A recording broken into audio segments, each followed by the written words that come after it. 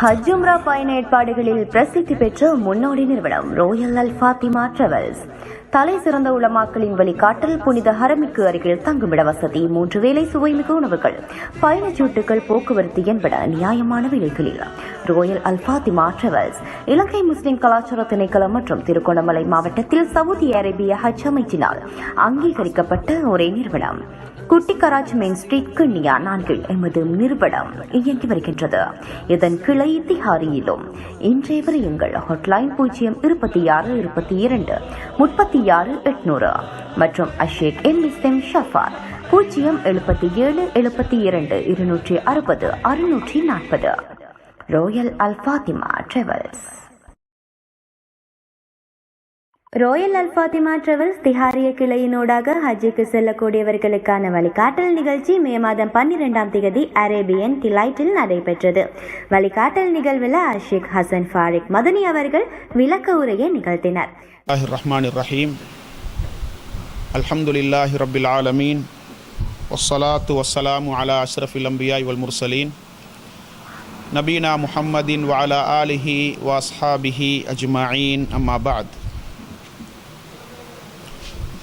அன்பிற்கும் மதிப்பிற்கும் உரிய உலமாக்களே, இந்த ஹஜ் வழிகாட்டல் நிகழ்ச்சியினூடாக பயனடைவதற்காக வேண்டி வந்திருக்கக்கூடிய 2024ஆம் ஊடாக புனித ஹஜ் கடமையை நிறைவேற்றுவதற்கு செல்ல இருக்கக்கூடிய அன்புக்குரிய சகோதரர்களே, அஸ்ஸலாமு அலைக்கும் வரஹ்மத்துல்லாஹி வபரகாத்துஹு. அல்லாஹு தஆலா ஒரு மனிதனுக்கு வழங்கக்கூடிய நிஅமத்துக்களில் ஒன்றாக புனித பயணம், ஹஜ் வணக்கத்தை நிறைவேற்றக்கூடிய சந்தர்ப்பத்தை அவன் வழங்குவதாகும். இன்று இந்த கடமையை நிறைவேற்றுவதற்கு பல்லாயிரக்கணக்கான மக்கள் முயற்சிகளை செய்து கொண்டிருந்தாலும் கூட அல்லாஹ்வுடைய தௌஃபீக்கை பெறக்கூடியவர்கள், அல்லாஹ்வுடைய உதவியை பெறக்கூடியவர்கள் தான் அந்த வாய்ப்புக்குரியவர்களாக மாறுகின்றார்கள். அந்த வகையில் அல்லாஹு தஆலா உங்களுக்கு செய்த மிக பெரும் அருட்கொடை அல்லாஹ்வுடைய உதவிதான். எங்களிடத்தில் எவ்வளவுதான் பொருளாதாரம் இருந்தாலும், செல்வாக்குகள் இருந்தாலும், இந்த வணக்கத்தை நிறைவேற்றுவதற்குரிய சந்தர்ப்பத்தை அல்லாஹ் ஆரோக்கியமான நிலையில் எமக்கு தருவது என்பது அல்லாஹ்வுடைய தௌஃபீக்காகும், அல்லாஹ்வுடைய உதவியாகும். எனவே அதற்காக நாங்கள் முதலாவதாக அல்லாஹ்வுக்கு நன்றி செலுத்த வேண்டும். அன்புக்குரிய சகோதர சகோதரிகளே, இந்த இன்றைய வழிகாட்டல் நிகழ்ச்சியினூடாக உங்களுடைய ஹஜ் வணக்கத்தை நீங்கள் மக்காவுக்கு சென்று எப்படி நிறைவேற்ற வேண்டும் என்ற ஒரு அழகான வழிகாட்டல் இந்த நிகழ்ச்சியினூடாக உங்களுக்கு வழங்கப்பட இருக்கின்றது. இந்த வழிகாட்டல் நிகழ்ச்சியோடு மாத்திரம் உங்களுக்கான அந்த தெளிவூட்டல் முற்று பெறாது. நீங்கள் ஹஜ்ஜுக்கு சென்றதற்கு பின்னால், மக்காவுக்கு சென்றதற்கு பின்னால் ஒவ்வொரு இடத்திலும் உங்களுக்கான வழிகாட்டல்களை வழங்குவதற்கு மிகச்சிறந்த 2 ஆலிம்கள் உங்களோடு வருகை தருகின்றார்கள். அதிலே முதலாவது ஆலிம் ரோயல் ஃபாத்திமாவுடைய உரிமையாளர் அஷேக் ஷஃபாஅத் மதனி அவர்கள், என்னுடைய வகுப்பு நண்பர். 2வது ஆளுமை அஷேக் அஜ்மல் கஃபூரி அவர்கள், என்னுடைய மாணவன். எனவே இருவரும் உங்களோடு ஒன்றாக இருந்து அந்தந்த இடங்களில் உங்களுக்கான வழிகாட்டல்களை அவ்வப்போது சிறப்பாக வழங்குவார்கள். இருந்தாலும் ஒரு தெளிவான பிக்சரோடு, ஒரு தெளிவான சிந்தனையோடு, ஹஜ் என்றால் என்ன, நாங்கள் அங்கு போய் என்ன செய்ய போகிறோம் என்ற அந்த சிந்தனையோடு நீங்கள் செல்வதனூடாக உங்களுக்குரிய அந்த தயார் நிலையை நீங்கள் உளரீதியாக ஏற்படுத்தி கொள்ள முடியும் என்ற அடிப்படையில் இந்த நிகழ்ச்சி இங்கு உங்களுக்காக ஏற்பாடு செய்யப்பட்டிருக்கின்றது. அன்புக்குரிய சகோதர சகோதரிகளே, முதலாவதாக ஹஜ்ஜை பற்றி ஒரு சிறிய இன்ட்ரடக்ஷன், ஒரு அறிமுகம் உங்களுக்கு செய்வது மிக பொருத்தமாக இருக்கும். எங்களுக்கு தெரியும், இஸ்லாத்தின் 5 பெரும் கடமைகளில் ஒன்றாக இந்த ஹஜ் இருக்கின்றது. இந்த ஹஜ் இஸ்லாத்தின் 5 பெரும் கடமைகளுள் ஒன்று. அதே போன்று இந்த ஹஜ் ஹிஜ்ரி 9ஆம் ஆண்டு கடமையாக்கப்பட்டது. ரசூலுல்லாஹி ஸல்லல்லாஹு அலைஹி வஸல்லம் அவர்கள் ஹிஜ்ரி 10ஆம் ஆண்டு ஒரே ஒரு தடவை தான் ஹஜ்ஜை நிறைவேற்றி இருக்கின்றார்கள். இந்த ஹஜ் அதாவது எங்கள் மீது கட்டாய கடமை, எங்கள் மீது கட்டாய கடமை. அல்லாஹ் தஆலா சொல்கின்றான், வலில்லாஹி அலன்னாஸி ஹிஜ்ஜுல் பைத்தி மனிஸ்ததாஅ இலைஹி சபீலா. அல்லாஹ்வுக்காக மக்கள் மீது ஹஜ் கடமையை நிறைவேற்றுவது அதற்குரிய அந்த சக்தியை பெற்றவர்கள் மீது கட்டாய கடமை என்று அல்லாஹ் தஆலா அல் குர்ஆனிலே சொல்லி காட்டுகின்றான். அதே போன்று ரசூலுல்லாஹி ஸல்லல்லாஹு அலைஹி வஸல்லம் அவர்கள் இஸ்லாம் ஐம்பெரும் கடமைகளுள் நிறுவப்பட்டிருக்கின்றது என்று சொல்லிவிட்டு அதிலே ஒன்றாக ஹஜ்ஜை எங்களுக்கு அறிமுகப்படுத்தினார்கள். அதே போன்று இன்னொரு ஹதீஸில் நபி அவர்கள் சொன்னார்கள், ஐயுஹன்னாஸ், மக்களே, கது ஃபரலல்லாஹு அலைக்குமுல் ஹஜ்ஜ ஃபஹுஜ்ஜு. அல்லாஹ் தஆலா உங்களுக்கு ஹஜ் கடமையை கடமையாக்கி இருக்கின்றான், ஃபர்லாக்கி இருக்கின்றான், நீங்கள் ஹஜ்ஜை நிறைவேற்றுங்கள் என்று எங்களுக்கு வழிகாட்டினார்கள். சிலர் இந்த ஹஜ் கடமையை நாம் அதற்குரிய வசதியை பெற்றுவிட்டால் உடனடியாக நிறைவேற்ற வேண்டுமா என்று கேட்பார்கள். ஆம், உடனடியாக நிறைவேற்ற வேண்டும். எங்களுக்கு உடல் வலிமை இருக்கின்றது, பொருளாதார வசதி இருக்கின்றது என்றால் கால தாமதமின்றி உடனடியாக ஹஜ்ஜை நிறைவேற்றுவது கடமை என்பதை நாம் தெளிவாக புரிந்து கொள்ள வேண்டும். அநேகமான இஸ்லாமிய அறிஞர்கள் அதை அப்படித்தான் எங்களுக்கு தெளிவுபடுத்தி இருக்கின்றார்கள். அதே போன்று ஹஜ் என்பது வாழ்க்கையில் ஒரு தடவை தான் கடமை, ஒரு தடவை தான் எங்களுக்கு ஃபர்த். ஒரு முறை நாங்கள் நிறைவேற்றிவிட்டால் கடமை முடிந்து விட்டது. அதற்கு பிறகும் ஒருவர் ஹஜ் செய்ய விரும்பினால் தாராளமாக அனுமதி இருக்கின்றது. அது சுன்னத்தான ஹஜ்ஜாக அவரை பொறுத்தவரைக்கும் மாறும் என்பதை நாம் தெரிந்து கொள்ள வேண்டும். அடுத்ததாக இந்த ஹஜ்ஜின் சிறப்புகள்.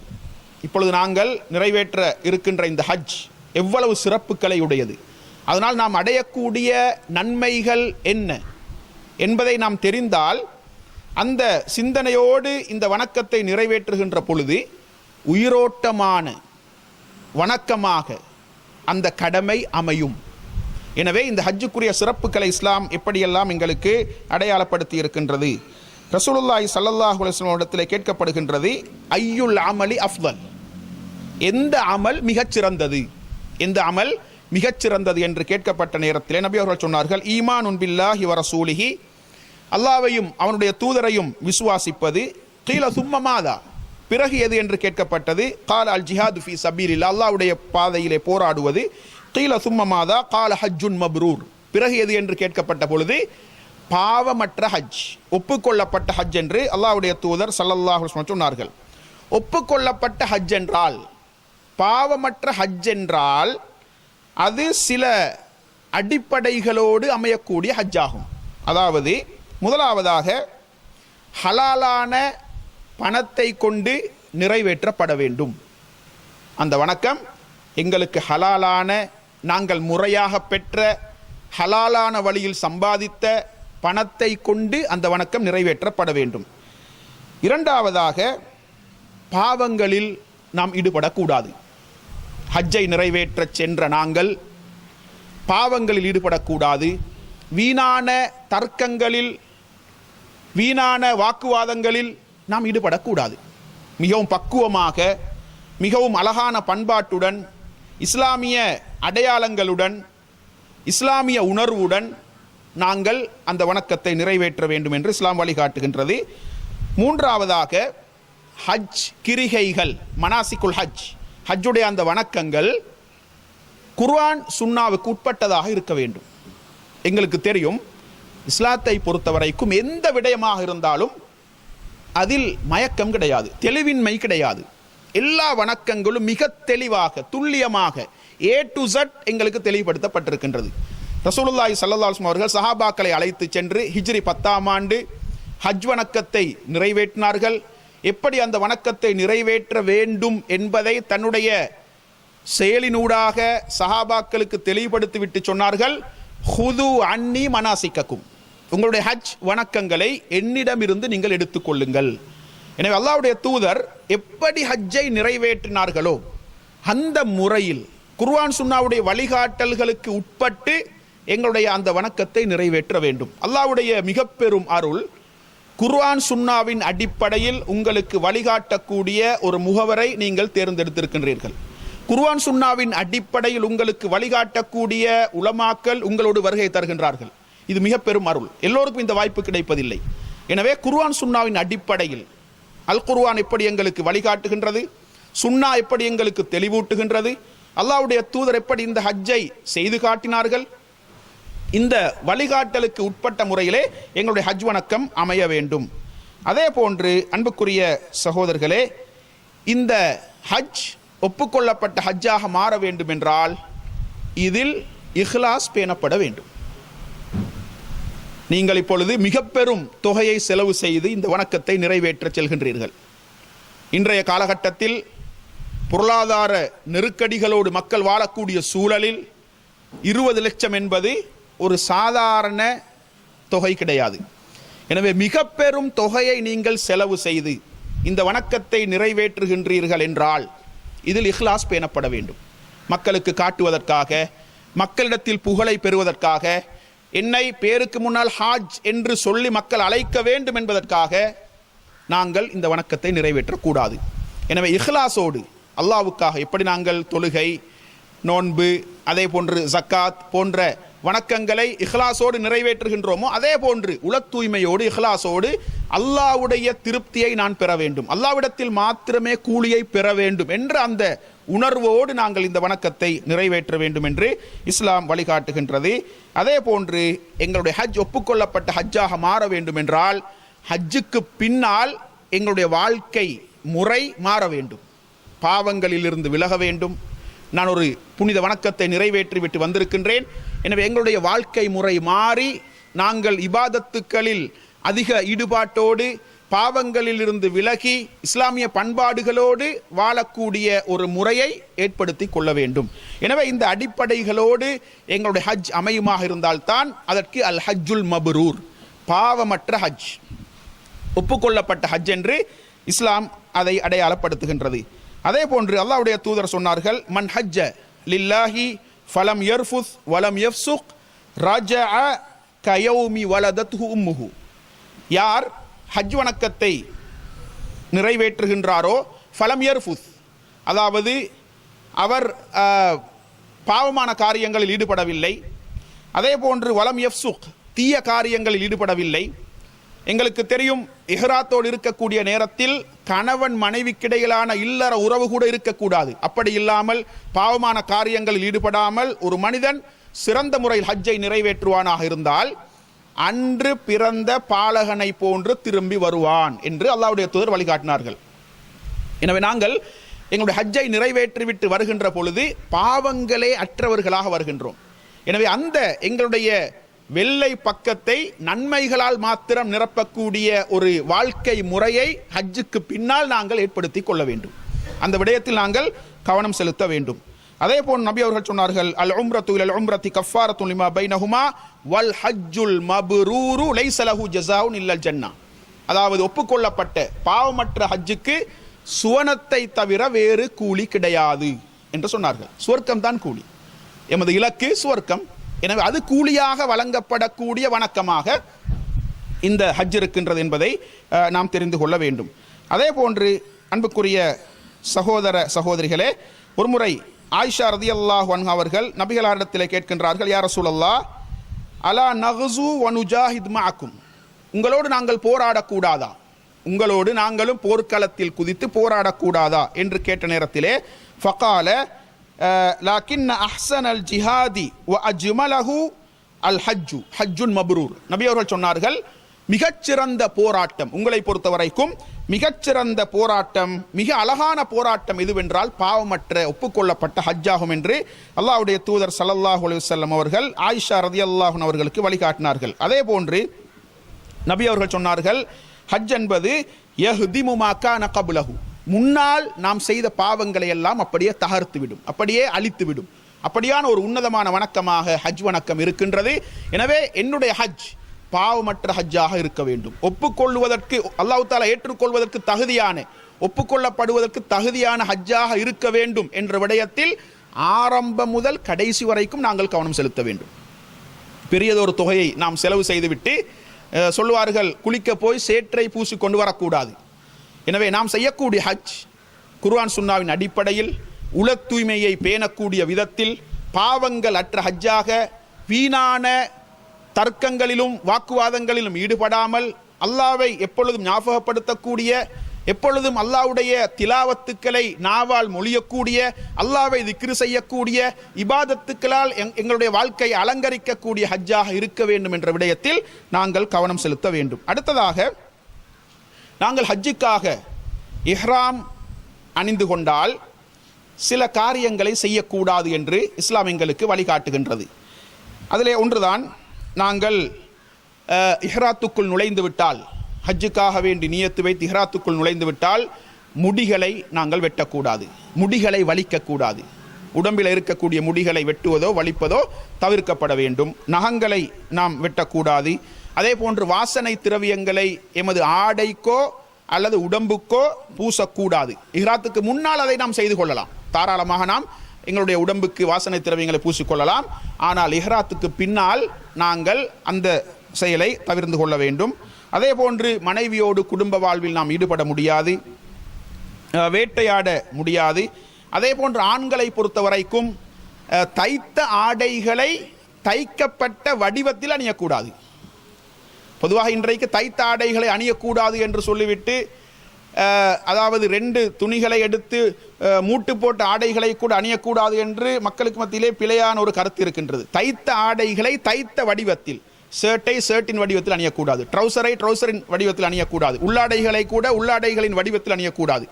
எனவே இப்படி, ஆனால் எங்களுடைய பெல்ட் தைத்த ஒரு இதாக இருக்கலாம், அல்லது பாதணி தைக்கப்பட்ட பாதணியாக இருக்கலாம், அல்லது நாம் கெட்டக்கூடிய ஒச்சிலே தையல் இருக்கலாம், தவறே கிடையாது. அவற்றை நாங்கள் தாராளமாக அணியலாம். ஆனால் ஷர்ட்டை ஷர்ட்டாகவோ ட்ரௌசரை ட்ரௌசராகவோ இப்படி நாங்கள் தைக்கப்பட்ட ஆடைகளை தைக்கப்பட்ட அந்த வடிவத்தில். ஹஜ் உம்ரா பயண ஏற்பாடுகளில் பிரசித்தி பெற்ற முன்னோடி நிறுவனம் ரோயல் அல் ஃபாத்திமா டிராவல்ஸ். தலை சிறந்த உலமாக்களின் வழிகாட்டல், புனித ஹரமிற்கு அருகில் தங்குமிட வசதி, 3 வேளை சுவைமிகு உணவுகள், பயணச்சீட்டுகள், போக்குவரத்து என்பன நியாயமான விலைகளில். ரோயல் அல் ஃபாத்திமா டிராவல்ஸ் இலங்கை முஸ்லிம் கலாச்சார திணைக்களம் மற்றும் திருகோணமலை மாவட்டத்தில் சவுதி அரேபிய ஹஜ் அமைச்சினால் அங்கீகரிக்கப்பட்ட ஒரே நிறுவனம். குட்டிக்கராஜ் மெயின் ஸ்ட்ரீட், கிண்ணியா 4 எமது நிறுவனம் இயங்கி வருகின்றது. இதன் கிளை திஹாரியிலும். இன்றைய விரையுங்கள் ஹாட்லைன் 026 22 36 800 மற்றும் அஷேக் எம் ஷஃபாத் 077 72 260 640. ரோயல் அல் ஃபாத்திமா டிராவல்ஸ். ஆண்கள் கவனம் செலுத்த வேண்டும். அதே போன்று பெண்களை பொறுத்தவரைக்கும் அவர்கள் முகத்தை மூடக்கூடாது, கை உறைகளை அணியக்கூடாது என்று இஸ்லாம் எங்களுக்கு வழிகாட்டுகின்றது. ஆனால் ஆண்கள் குறுக்கிடுகின்ற பொழுது முகத்தை மூடிக்கொள்ளலாம். ஆண்கள் இல்லாத இடங்களில் முகத்தை திறக்க வேண்டும் என்ற ஒரு சட்டம் பெண்களுக்கு இருக்கின்றது என்பதையும் நாங்கள் தெரிந்து கொள்ள வேண்டும். ஆனால் இந்த செய்யக்கூடாத காரியங்களை ஒரு மனிதன் மறந்து செய்தாலோ அல்லது தவறுதலாக செய்தாலோ அல்லது செய்யக்கூடாது என்று தெரியாமல் செய்ததற்கு பிறகுதான் இது ஒரு செய்யக்கூடாத செயல் என்று தெரிய வந்தாலோ எந்த தப்பும் கிடையாது. நாம் அலட்டிக்கொள்ள வேண்டிய அவசியம் கிடையாது. முடிந்த அளவுக்கு நாங்கள் அந்த செயல்கள் என்ன என்பதை ஹஜ்ஜுக்குள் நுழைவதற்கு முன்னால், இஹ்ராத்திற்குள் நுழைவதற்கு முன்னால் தெரிந்து கொள்ள வேண்டும். ஆனால் மனிதன் மறதியுள்ளவன், மறந்து ஏதாவது ஒரு செயல் நடந்துவிட்டால் அதற்காக வேண்டி எந்த விதமான பிராயச்சித்தங்களையும் நாங்கள் செய்ய வேண்டிய அவசியம் கிடையாது என்பதை நாம் தெரிந்து கொள்ள வேண்டும். அதே போன்று அன்புக்குரிய இஸ்லாமிய சகோதரிகளே, இந்த ஹஜ்ஜுடைய நன்மைகள், ஹஜ்ஜால் நாம் அடையக்கூடிய லாபங்கள் அல்லது உலக ரீதியான மறுமை ரீதியான நன்மைகள் என்ன என்பதை பார்க்கக்கூடிய நேரத்தில் அல்லாஹ் தஆலா சொல்லுகின்றான், லியஷ்ஹது மனாஃபிஅ லஹும், அவர்கள் தங்களுக்குரிய சில நன்மைகளை அடைந்து கொள்ள வேண்டும். இந்த ஹஜ்ஜினூடாக அவர்களுக்குரிய சில நலவுகளை நன்மைகளை அடைந்து கொள்ள வேண்டும் என்று அல்லாஹ் தஆலா சொல்லுகின்றான். அப்படி பார்க்கக்கூடிய நேரத்திலே நாங்கள் அடையக்கூடிய நன்மைகள், அதாவது உலக ரீதியான நன்மைகளாகவும் மார்க்க ரீதியான நன்மைகளாகவும் 2 விதமான நன்மைகளை ஹஜ்ஜினூடாக நாங்கள் அடைந்து கொள்ள முடியும். அதில் முதலாவதாக மார்க்க ரீதியான நன்மைகள் என்று சொல்லக்கூடிய நேரத்தில், மார்க்க ரீதியான நலவுகள் என்று சொல்லக்கூடிய நேரத்தில் முதலாவதாக அல்லாஹ்வுடைய திருப்தி. அல்லாஹ்வுடைய திருப்தியை நாம் பெறுவது என்பது ஒரு மனிதனுக்கு கிடைக்கக்கூடிய பெரியதொரு அருட்கொடை. ஏனென்றால் அல்லாஹ்வுடைய திருப்தி எல்லோராலும் பெற முடியாது. எனவே ஹஜ்ஜின் ஊடாக நாங்கள் அல்லாஹ்வுடைய திருப்பொருத்தத்தை பெற முடியும். அதே போன்று பாவங்கள் மன்னிக்கப்பட்டவர்களாக நாங்கள் அந்த வணக்கத்திலிருந்து மீள முடியும். பாவங்கள் மன்னிக்கப்பட்டவர்களாக அந்த வணக்கத்திலிருந்து மீள முடியும். அதே போன்று நாம் ஹஜ்ஜுக்கு சென்றால் அந்த இடத்திலே சில ஸ்பெஷல்கள் இருக்கின்றது. உதாரணத்திற்கு மஸ்ஜிதுல் ஹராம் இஸ்லாத்தின் முதலாவது புனித ஸ்தலம். அந்த பள்ளிவாசலில் நாம் தொழக்கூடிய ஒரு தொழுகைக்கு ஏனைய பள்ளிவாசல்களில் தொழக்கூடிய 1,00,000 தொழுகையின் நன்மையை விட அதிகத்தை நாம் பெற முடியும். அதிக நன்மையை பெற முடியும். சுமார் 55 வருடங்கள் நாம் தொழக்கூடிய நன்மை என்று சொன்னால் இது ஒரு சாதாரண நன்மை கிடையாது. ஒரு தொழுகைக்கு நாம் தொழக்கூடிய ஒரு தொழுகைக்கு கிடைக்கக்கூடிய நன்மை. எனவே மிஸ் பண்ணக்கூடாது. நாங்கள் அங்கு சென்றால் சில வேளை சாப்பிடுகின்றோம் அல்லது குளிக்கின்றோம் அல்லது நாங்கள் பர்ச்சேசிங் செய்கின்றோம் என்ற பெயரில் தொழுகைகளை மிஸ் பண்ணவே கூடாது. மக்காவுக்கு நாங்கள் சென்றால் முடிந்த அளவுக்கு எல்லா தொழுகைகளையும் அந்த இடத்திலே நாங்கள் நிறைவேற்றுவது, அந்த மஸ்ஜிதுல் ஹராமிலே நாம் நிறைவேற்றுவது 1,00,000 ஒரு தொழுகைக்கு 1,00,000 தொழுகை நன்மைகளை பெற்றுத்தரக்கூடிய ஒரு சிறந்த வணக்கமாக அது இருக்கின்றது என்ற உணர்வோடு முடிந்த அளவுக்கு நாங்கள் அந்த இடத்தை பயன்படுத்தி கொள்ள வேண்டும். அதே போன்று நாங்கள் மதீனாவிற்கு சென்றால் கூட மதீனாவிலே நாம் தொழக்கூடிய ஒரு தொழுகைக்கு ஏனைய பள்ளிவாசல்களில் தொழக்கூடிய 1000 தொழுகையை விட சிறந்த நன்மையை நாங்கள் பெற முடியும். எனவே அதையும் நாங்கள் பயன்படுத்தி கொள்ள வேண்டும். சிலர் சொல்லுவார்கள், மதீனாவில் நீங்கள் 40 வக்துகளை தொழுதுவிட்டால் அதற்கு பிறகு நீங்கள் அங்கு தொழக்கூடாது என்று பிழையாக வழிகாட்டுவார்கள். அப்படி ஒன்றும் கிடையாது. 40, 45, 50 எத்தனை வக்துக்கள் நீங்கள் மதீனாவில் இருக்கக்கூடிய நேரத்தில் உங்களுக்கு கிடைக்குமோ அத்தனை வக்துக்களை மதீனா பள்ளிவாசலில் போய் தொழுங்கள், மஸ்ஜித் நபவியிலே போய் தொழுங்கள். அது உங்களுக்கு சிறந்த நன்மையை பெற்றுத்தரும். ஏனென்றால் மீண்டும் அந்த பூமிக்கு நீங்கள் எப்பொழுது செல்லுவீர்கள், எப்பொழுது செல்வதற்கு உங்களுக்கு வாய்ப்பு கிடைக்கும் என்று சொல்ல முடியாது. எனவே முடிந்த அளவுக்கு நீங்கள் மக்கா பள்ளிவாசலையும் மதீனா பள்ளிவாசலையும் பயன்படுத்தி கொள்ளுங்கள். அதே போன்று உங்களை மதீனாவிலிருந்து குபா பள்ளிவாசலுக்கு அழைத்து செல்வார்கள். குபா பள்ளியிலே நீங்கள் தொழக்கூடிய ஒரு தொழுகைக்கு ஒரு உம்ராவுடைய நன்மை கிடைக்கும். அது சுன்னத்தான தொழுகையாக இருந்தாலும் சரி, ஃபர்தான தொழுகையாக இருந்தாலும் சரி. எனவே நீங்கள் ஒரு முறை உங்களை அழைத்து செல்வார்கள்.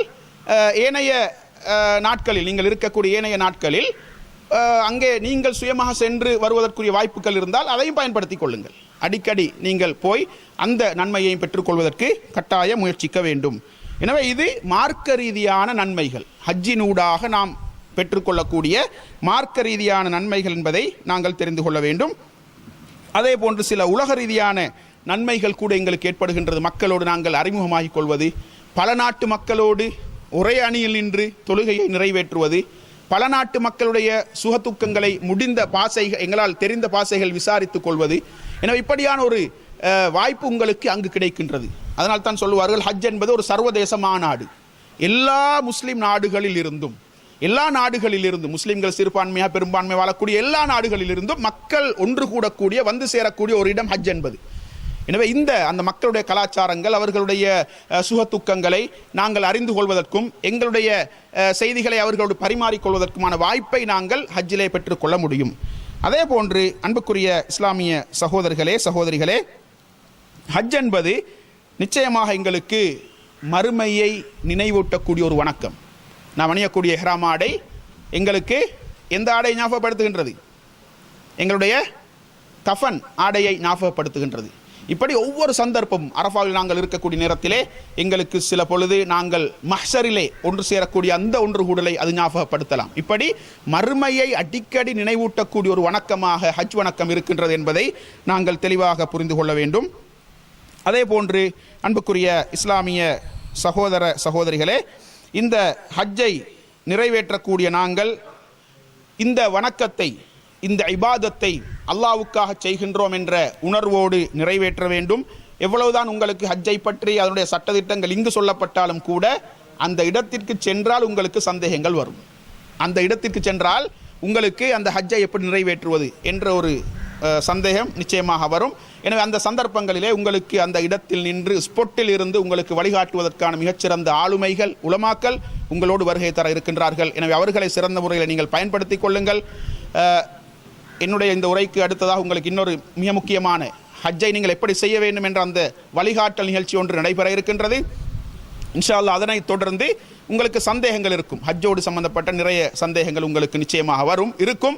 எனவே அந்த சந்தேகங்களை நாங்கள் இன்ஷா அல்லாஹ் குர்ஆன் சுன்னாவின் ஒளியிலே தீர்த்து கொள்வோம். அல்லாஹ் தஆலா நீங்கள் நிறைவேற்றக்கூடிய இந்த ஹஜ் வணக்கத்தை இஹ்லாஸோடு அல்லாஹ்வை பயந்து அல்லாஹ்வுடைய திருப்தியை மாத்திரம் இலக்காக கொண்டு குர்ஆன் சுன்னாவின் அடிப்படையில் அன்று பிறந்த பாலகனை போன்று திரும்பக்கூடிய அந்த வாய்ப்பை உங்களுக்கு பெற்றுத்தரக்கூடிய மிகச்சிறந்த வணக்கமாக பொருந்திக் கொள்ள வேண்டும் என்று பிரார்த்தனை செய்து விடைபெறுகின்றேன். வாஹிர் தஅவானா அல்ஹம்துலில்லாஹி ரப்பில் ஆலமீன். ஹஜ் உம்ரா பயண ஏற்பாடுகளில் பிரசித்தி பெற்ற முன்னோடி நிறுவனம் ரோயல் அல் ஃபாத்திமா டிராவல்ஸ். தலை சிறந்த உலமாக்களின் வழிகாட்டல், புனித ஹரமிக்கு அருகில் தங்குமிட வசதி, 3 வேளை சுவைமிகு உணவுகள், பயணச்சீட்டுகள், போக்குவரத்து என்பன நியாயமான விலைகளில் ரோயல் அல் ஃபாத்திமா டிராவல்ஸ் இலங்கை முஸ்லிம் கலாச்சார திணைக்களம் மற்றும் திருகோணமலை மாவட்டத்தில் சவுதி அரேபிய ஹஜ் அமைச்சினால் அங்கீகரிக்கப்பட்ட ஒரே நிறுவனம். குட்டிக்கராஜ் மெயின் ஸ்ட்ரீட், கிண்ணியா 4 எமது நிறுவனம் இயங்கி வருகின்றது. இதன் கிளை திஹாரியிலும். இன்றைய விரயங்கள் ஹாட்லைன் 026 22 36 800 மற்றும் அஷேக் எம் ஷஃபாத் 077 72 260 640. ரோயல் அல் ஃபாத்திமா டிராவல்ஸ்.